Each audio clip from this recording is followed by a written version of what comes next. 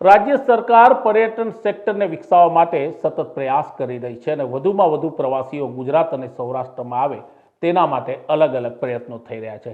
તેના ભાગરૂપે ધારીમાં એક નવા સફારી પાર્કનું લોકાર્પણ કરવામાં આવ્યું।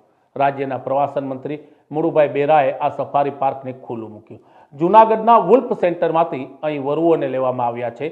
આ વરુઓ જેની જાતિ લુપ્ત થઈ ગઈ છે તેને વિકસાવવા માટે આ પ્રયત્ન ચાલી રહ્યા છે અને તેના ભાગરૂપે અમરેલીમાં ખાસ કરીને ધારી સફારી પાર્કનું નવું લોકાર્પણ કરવામાં આવ્યું। આ સફારી પાર્કમાં સમય જતા અનેક સુવિધાઓ ઊભી કરવામાં આવશે અને તેથી જ ગીર સાસણ સફારી પાર્ક અને અમરેલી અને સોમનાથની આસપાસ આવતા પ્રવાસીઓ હવે ધારી સફારી પાર્કની પણ મુલાકાત લે તેના માટે તમામ પ્રયત્નો કરવામાં આવી રહ્યા છે।